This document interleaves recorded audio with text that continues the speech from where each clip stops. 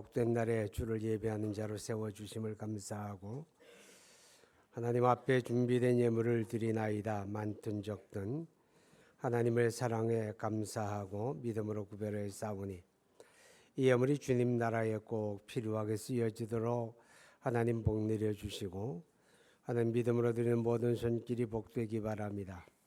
때를 따라 도우시는 주의 은혜가 있고 넉넉하여 흔들어 넘치도록 세우시는 주의 복이 있기를 바랍니다. 하나님 오늘을 시작해 또 한 주간 우리에게 주어진 삶을 살아갈 때 하나님의 권속들의 삶의 자리에 평강이 있기를 원합니다. 우리가 믿음으로 행하여 우리 삶이 하나님의 영광 드러내게 되기를 간절히 원합니다.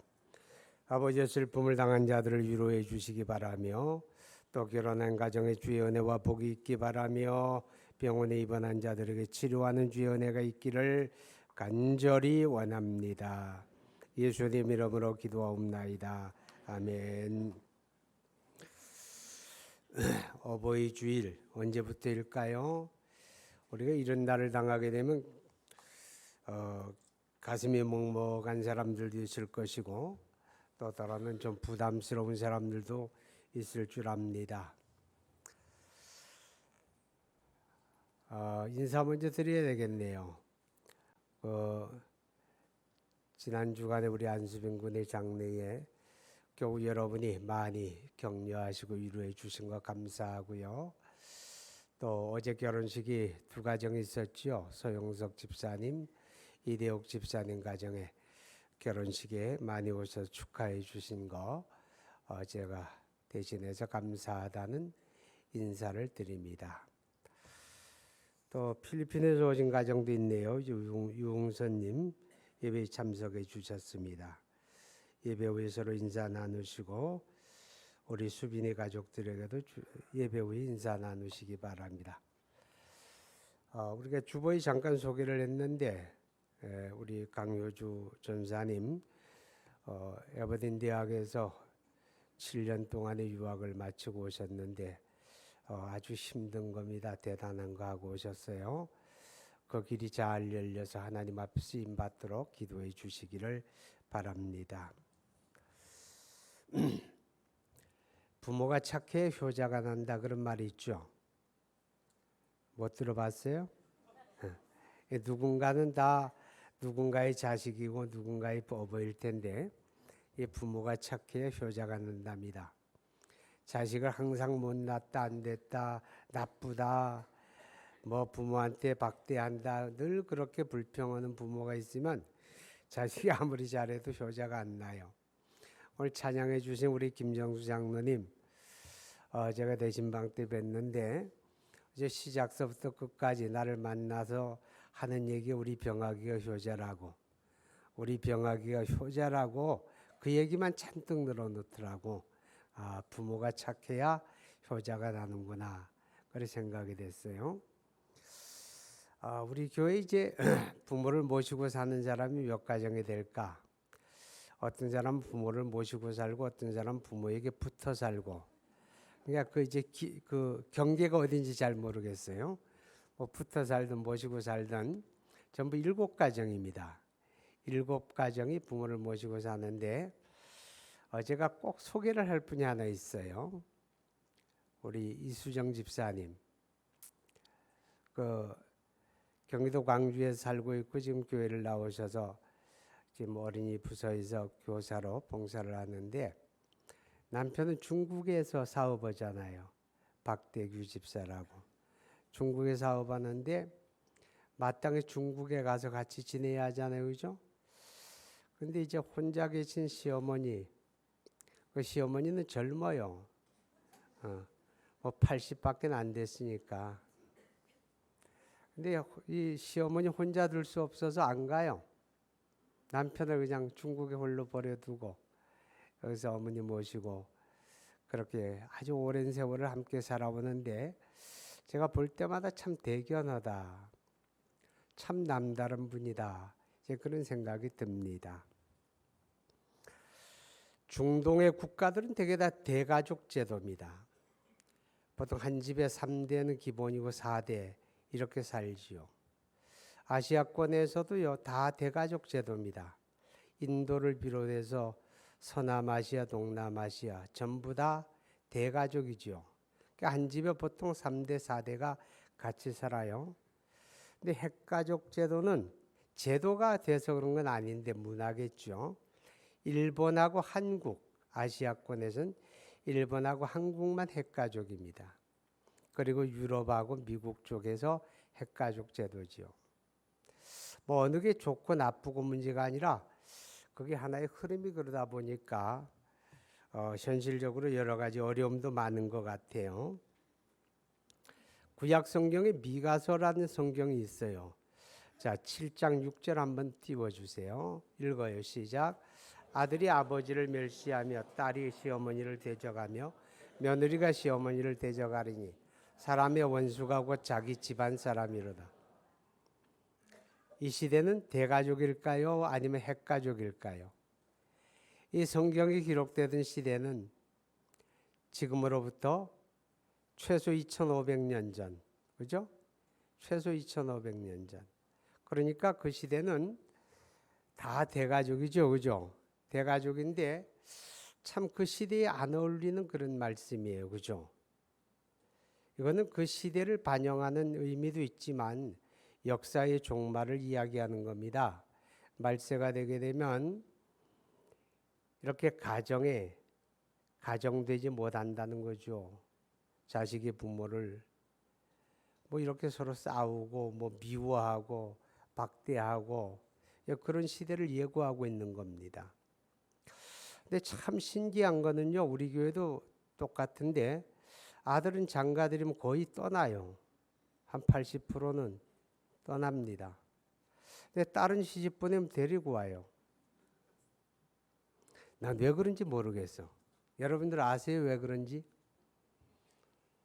아들 장가 보냈다 10명 장가들이면 8명은 떠나 다른 교회로 가요. 다른 교회로. 다른 시집 보냈다 그러면 9명은 데리고 와요. 여러분 아마 이유를 아시겠죠? 전 잘 모르겠어요.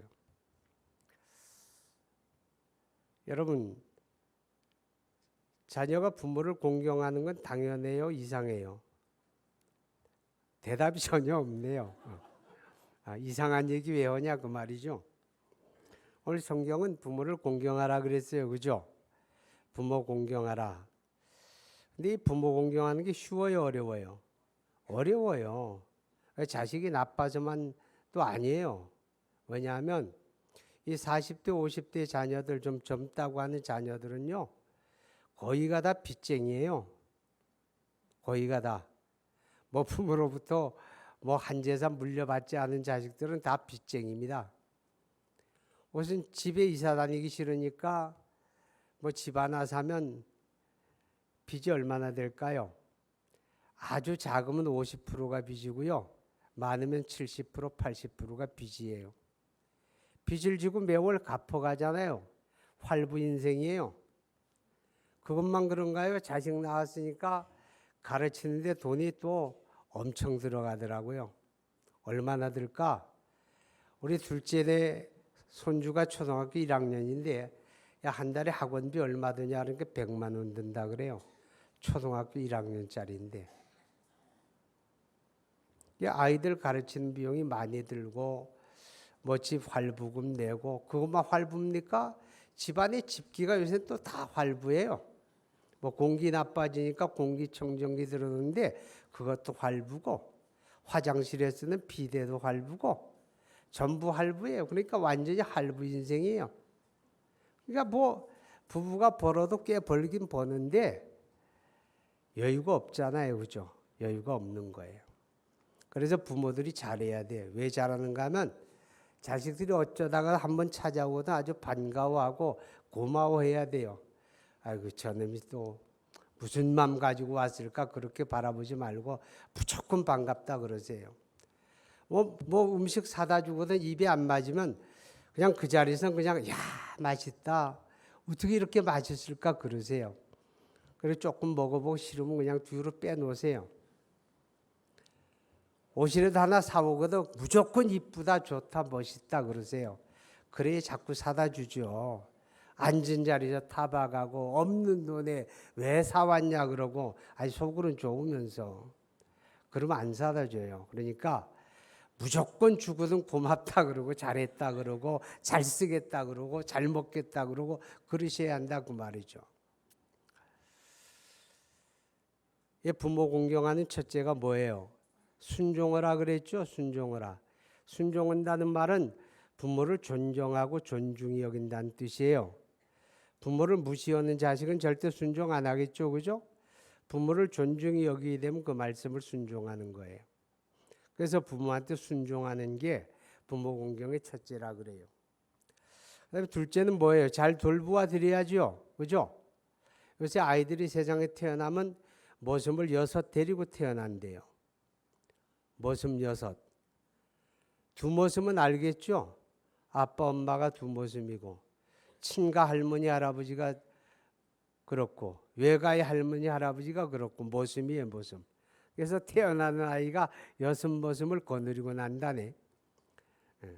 그게 무슨 뜻이에요? 아이들을 그렇게 잘 돌보고 공경한다는 거잖아요. 나쁘다는 얘기 아니에요. 그죠? 그런데 그런 마음으로 부모도 돌보아야 한다 그런 뜻이죠. 그죠? 우리 속담에 늙으면 뭐 된다? 늙으면 귀신 된다?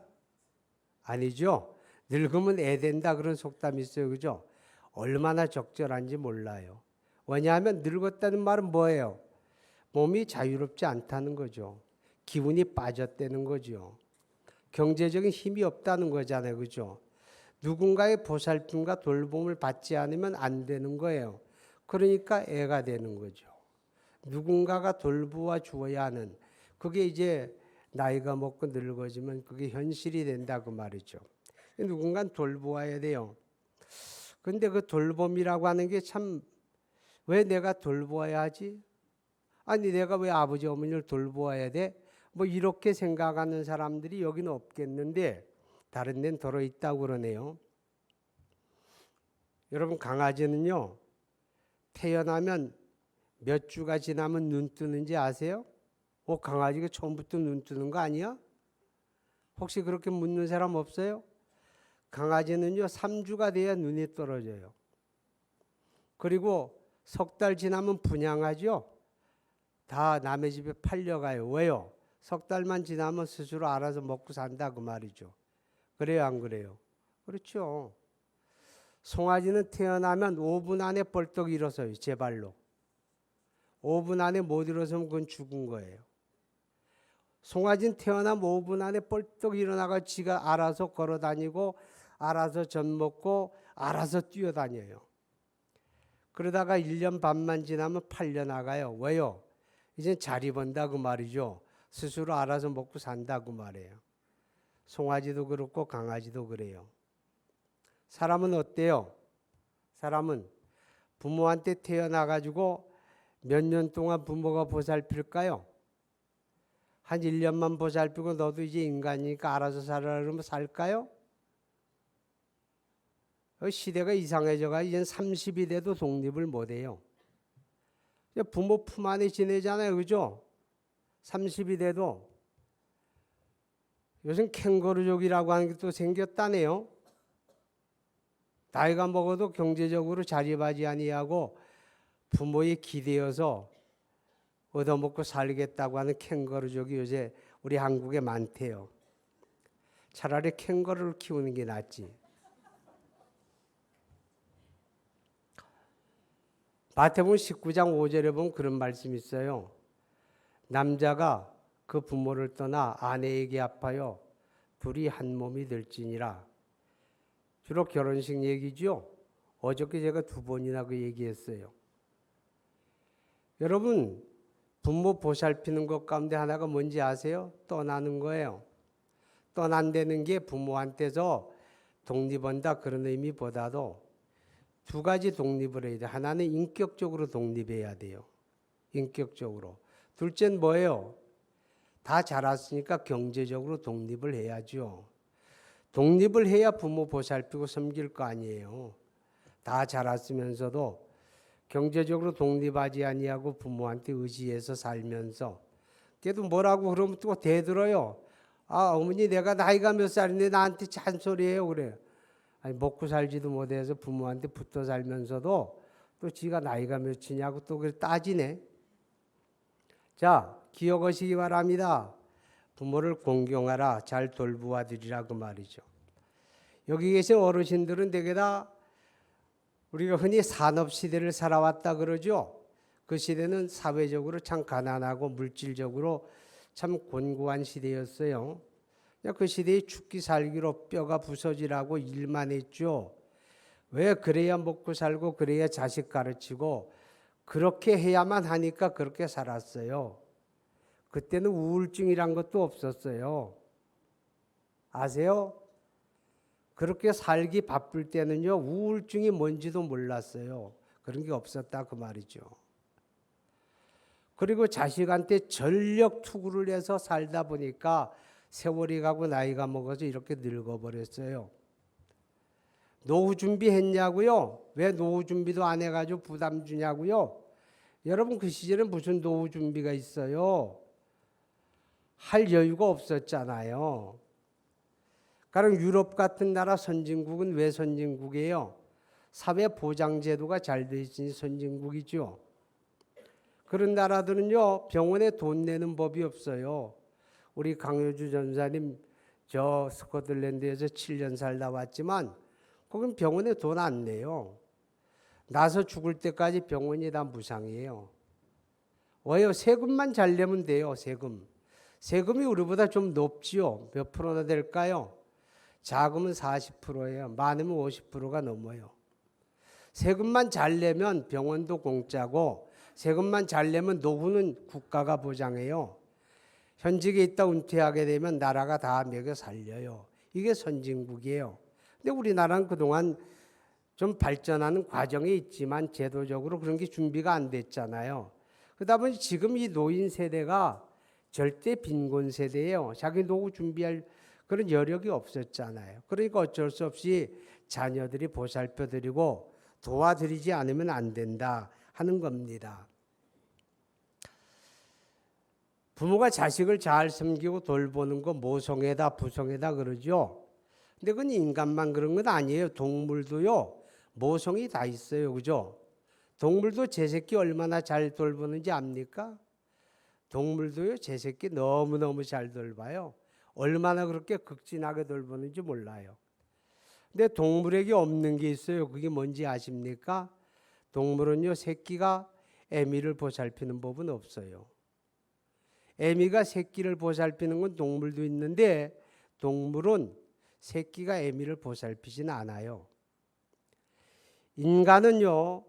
인간만이 가진 특성 중에 하나가 자식이 부모를 보살피는 거거든요. 그러니까 내가 사람인가 아닌가 뭘 보면 알아요? 좀 부담스러울까요? 좀 힘들까요? 자식이 부모를 섬기는 게 인간됨이다. 그렇게 우리가 느껴야 되는 거예요. 그건 동물은 못하는 거예요. 사람만 할 수 있는 거다. 그런 뜻입니다. 부모를 공경하라는 말은요. 부모에게 함부로 하지 말라 그런 뜻이에요. 왜 함부로 합니까? 힘없으니까. 힘없으니까. 경제력 없으니까. 자식에게 의지해서 살아가니까 귀찮은 존재가 되는 거죠. 그래서 부모한테 함부로 하는 그런 경향이 들어있어요. 말도 함부로 하고 행동도 함부로 하게 되죠. 그래서 웬만하면 노인들은 그냥 입 다물고 있는 게 제일 좋아요. 근데 살아있는데 어떻게 입 다물고 있냐고 그래요. 여러분 요즘에 이제 나이 먹은 세대가 젊은 자식들하고 절대로 해서 안 될 말이 있어요. 그게 뭔지 아세요? 정치적인 얘기는 하지 마세요. 들으려고도 하지 않을 뿐만 아니라 세대 갈등만 일어나요. 아버지 어머님 9세대라서 저렇다고 그래요. 아무리 얘기해도 들을 귀가 없는데 들으려고 합니까? 무시하죠. 9세대라서 고리타분해서 이데올로기의 메인 세대라고 무시하죠. 그러니까 절대 자식들하고는 정치적인 얘기 하지 마세요. 해봐야 좋을 거 아무것도 없다. 그런 이야기입니다. 자, 어쨌든 구세대라고, 능력이 없다고, 귀찮다고, 그래서 무시하는 경향이 있는데 성경은 뭐라고 가르칠까요? 자, 성경 한번 띄워봐요. 잠언 30장 17절 시작. 아비를 조롱하며 어미 순종하기를 싫어하는 자는 까마귀에게 쪼이고 독수리 새끼에게 먹히리라. 아이고 끔찍해. 소름 돋는 얘기네. 그죠? 부모 무시하면 안 된다 그렇게 가르쳐요. 자, 19장의 말씀도 볼까요? 잠언 19장 26절 시작. 아비를 구박하고 어미를 쫓아내는 자는 부끄러움을 끼치며 능욕을 부르는 자식이니라. 그렇습니다. 부모 잘 섬기는 게 굉장히 귀해요. 근데 오늘 성경 2절에 보니까 내 아버지와 어머니를 공경하라, 이것은 약속 있는 첫 계명이니 그랬어요. 첫 계명이래요. 여러분, 10계명의 첫 계명이 뭐예요? 나 외에 다른 신을 내게 있게 하지 마라. 그게 첫 계명이죠. 이 성경을 기록한 사람이 10계명도 제대로 모르나 봐. 혹시 그렇게 생각하지 않습니까? 아니, 부모를 공경하라는 건 5번째 계명이잖아요. 그죠? 근데 5번째 계명을 왜 첫 계명이라 그럴까? 여러분, 우리가 10계명을 구조를 뜯어보면 1계명에서 4계명까지는 뭐예요? 하나님을 사랑하라 그런 말이죠. 5계명에서 10번째까지는 이웃을 사랑하라 그거예요. 근데 이웃을 사랑하는 계명의 첫 번째가 부모를 공경하라 그거죠. 자, 이 계명을 우리가 잘 들여다보면 왜 이게 첫 번째일까? 이유가 있어요. 이웃을 사랑하는 게 그리스도인의 삶이에요. 아멘. 이웃을 사랑하는 게. 그런데 이웃 사랑의 시작이 어디서부터라는 거예요? 부모를 공경하는 데서부터 이웃 사랑의 시작이다. 이렇게 말씀하는 거예요. 그래서 이 5계명을 약속 있는 첫 계명이다. 그렇게 말씀을 하는 겁니다. 그런데 오늘 성경에 보니까 3절에 이로써 내가 잘되고 땅에서 장수하리라 그랬습니다. 이로써 출애굽기 20장에서 뭐라고 하는가 하면 그러므로 그랬거든요. 자, 이게 무슨 말이에요? 이 부모 공경하는 것이 하나님이 약속을 하나 달아놓았어요. 약속을 하나 딱 달아놓았어요. 내가 잘되고 장수하리라. 아멘. 약속 하나 달아놓았어요. 이 약속 왜 달아놓았을까요? 이 약속을 왜 달아놓았을까요? 마땅한 일인데 안 하니까. 그죠? 마땅한 일인데 안 하니까 이렇게라도 해서 해라 그 말이죠. 그죠? 그래서 하나님이 여기다 달아놓은 거예요. 하나님이 나를 나보다 더 잘 아시거든요. 여러분을 여러분보다 더 잘 아시는 분이 하나님이거든요. 인간이 타락한 인간에 가진 본성을 너무 잘 아시기 때문에 자식이 부모 공경하는 게 마땅하지만 안 하니까 이렇게라도 해서 해야 한다. 그래서 하나님이 여기다 단서를 하나 달아놓았어요. 그게 땅에서 잘되고 장수하리라. 할렐루야. 여러분 잘 되시기 바랍니다. 예수 믿는 사람은 이 땅에서 아무렇게나 살아도 천국만 가면 되지. 혹시 그렇게 생각하는 분 안 계십니까? 그렇게 생각하면 잘 되질 않아요. 땅에서 잘 돼야 돼요. 아멘. 잘 되시기 축복합니다. 자, 여러분 인생은요 살고 다시 돌이켜 살고 또 돌려 살고 그런 거 아니잖아요. 그죠? 이 땅에서 삶은 한 번뿐이에요. 길든지 짧든지 한 번뿐인데 한 번뿐이니까 잘 살아야 돼요? 잘못 살아야 돼요? 잘 살아야죠. 한 번뿐인 삶이니까 이 땅에서 잘 돼야 돼요? 안 돼야 돼요? 물어보는 게 이상한가 봐. 무조건 잘 돼야 돼요. 아멘. 잘 돼야 돼요. 잘 살아야 돼요. 근데 잘 되기 싫은 사람 있어요? 여러분 잘 되시기 축복합니다. 근데 잘 되는 길이 뭐냐고 말이죠. 잘 되려는 꿈을 가지면 될까요? 잘 되려고 노력하면 될까요? 그거 안 하는 사람이 어디 있어요? 그죠? 잘 되는 길이 하나 있어요. 그게 뭐냐? 하나님이 잘 되게 하시면 잘 돼요. 할렐루야. 하나님이 잘 되게 하시는 걸 성경은 뭐라고 말하는가 하면 복이라고 말해요. 아멘. 여러분 복 되시기 바랍니다.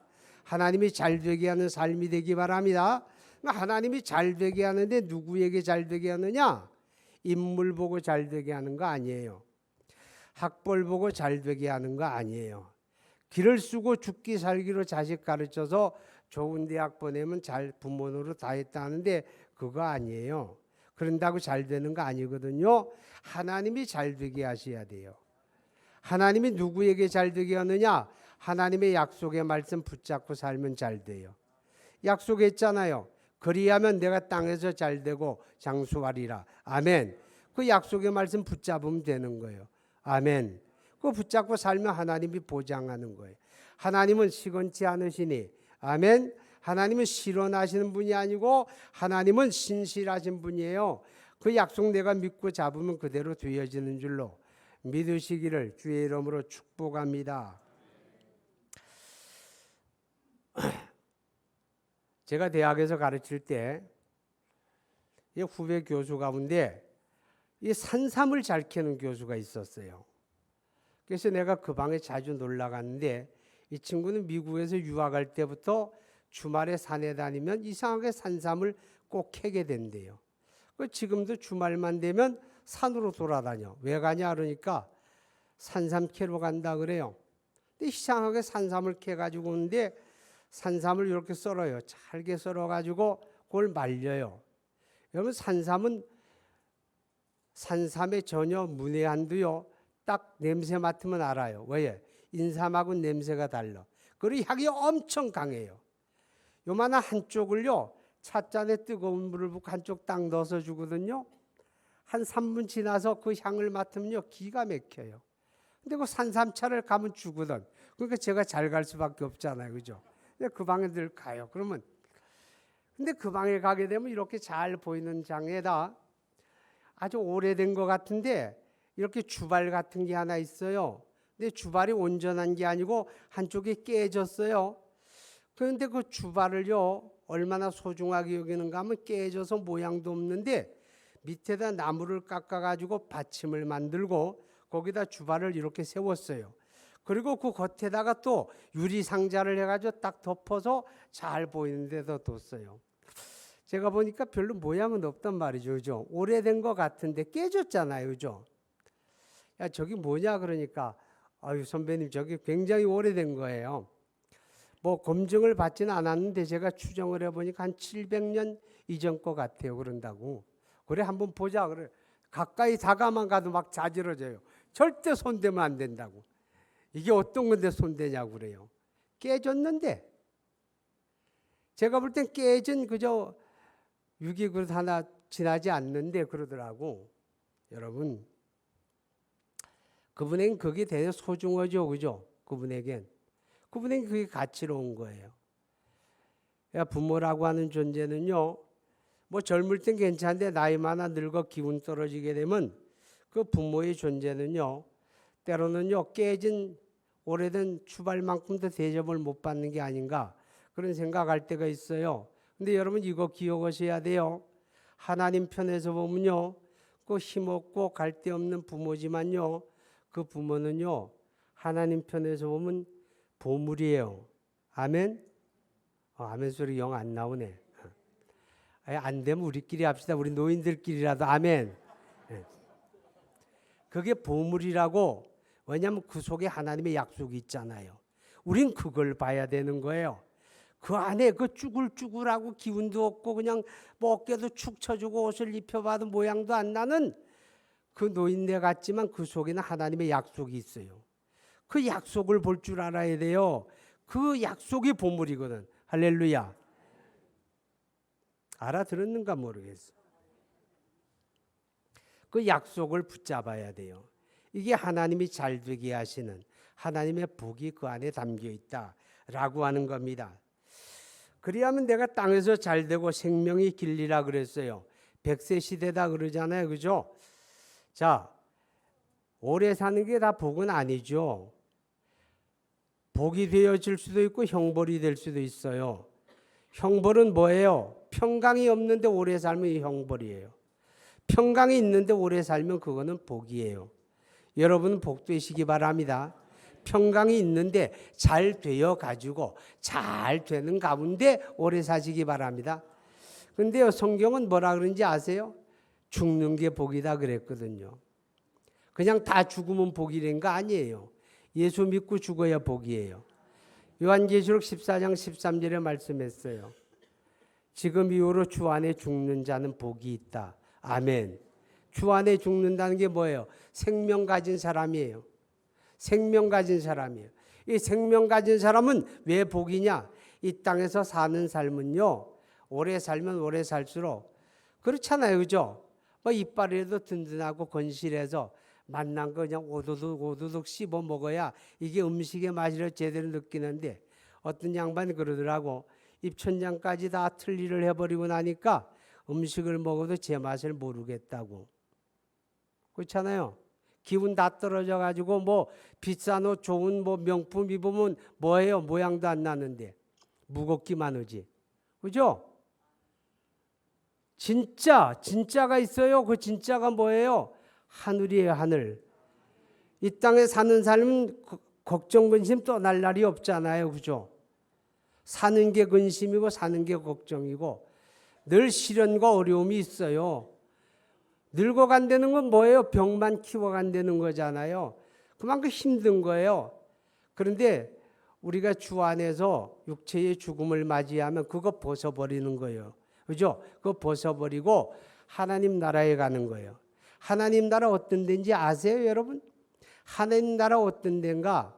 여러분, 그 이야기 하기 전에요. 예수 믿는 사람은요, 하늘 바라보고 사는 사람이거든요. 골로새서 3장 1절에 말씀을 했어요. 너희가 그리스도와 함께 다시 살리심을 받았으면 땅의 거 생각하지 말고 위의 거 생각해라. 땅의 거 바라보지 말고 위의 거 바라보라 그랬어요. 거기가 어딘데? 거기가 뭐 하는 데인데? 거기가 얼마나 좋은 게길래 이 땅보다 거기 바라보라 그랬을까? 여러분, 사도 바울이 고백을 했어요. 고린도후서 5장 8절에요. 내가 담대히 원하는 것은 차라리 이 몸을 떠나 내가 주와 함께 거하는 그것이다. 무슨 말이에요? 이 몸을 떠나면 누구와 함께 거하는 거예요? 주님과 함께 거하는 거예요. 그게 천국이에요. 주님과 함께 거하는 거기, 그게 우리가 육체를 벗어나서 거하는 데잖아요. 그죠? 그래서 예수 믿는 사람은 이 땅에 살지만 하늘에 소망 두고 살아야 돼요. 그래 이 땅에서 잘 살게 되는 거예요. 하늘의 소망 가지고 살아야 이 땅의 삶이 소중한 거예요. 이 땅의 삶을 바르게 살아야 되겠다 생각하는 거예요. 이 땅의 삶을 잘 살아야 되겠다 생각하는 거예요. 왜냐하면 우리가 이 땅의 삶은 살고 나면 끝나는 게 아니라 하나님 앞에서 평가받는 거 아시죠? 지금은 농사철의 시작이에요. 농부들이 지금 일손이 바쁘거든요. 모를 내고 씨를 뿌리고 그러죠. 언제 거두어요? 가을에 거두죠. 태어나서 이 땅에 육체로 사는 삶은 우리가 다 살고 하나님 앞에 가서 추수하는 거예요. 하나님 앞에 가서 평가받는 거예요. 평가받는 게 뭐예요? 잘한 사람은 잘했다고 상 받는다는 뜻이잖아요. 그죠? 잘못했으면 회초리 맞는다는 뜻이잖아요. 그러니까 하늘의 소망을 둘 때 우리가 이 땅의 삶을 잘 살려고 하는 거예요. 바르게 살려고 하는 거예요. 그렇게 사는 거죠. 여러분, 사도 바울이라는 사람 아시죠? 사도 중에 사도고 성도 중에 성도예요. 이 세상에 어떤 사람 흉내조차 낼 수 없는 그런 삶을 살았던 사람이 바울이에요. 너무너무 엄청난 삶을 살아간 사람이 바울이에요. 근데 그가 그렇게 살 수 있었던 이유가 뭘까요? 그렇게 살 수 있었던 원동력이 뭘까요?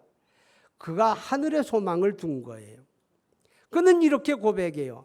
내가 선한 싸움을 싸우고 달려갈 길을 마치고 믿음을 지켰으니 이제 후로는 나를 위하여 의의 면류관이 예비되었으므로 그날에 의로운 재판장이 내게 주실 것이요 내게만 아니라 주의 나타나심을 사모하는 모든 자에게니라. 할렐루야. 이 하늘에 소망 두고 사니까 이 땅의 삶을 잘 살겠다고, 바르게 살겠다고, 주를 위해 살겠다고 몸부림을 쳤던 거죠. 힘들고 어려워도 끝까지 감당할 수가 있었던 겁니다. 자, 말씀 마칩니다. 사랑하는 여러분, 하나님의 약속 딱 잡으세요. 부모를 공경하라. 그리하면 내가 잘되고 장수하리라. 끝. 우리 함께 기도합니다. 우리는 누군가의 자식이고 누군가의 부모입니다. 이 땅에 사는 삶에서 겉을 보지 말고 하나님의 약속을 보아야 하는데 아주 많은 사람들이 그 하나님의 약속을 보는 눈이 없어요. 그래서 부모를 바르게 섬길 줄 몰라요. 우리 부모님을 위해서 한번 기도합니다. 거룩하신 하나님 아버지, 우리 하나님의 은혜와 사랑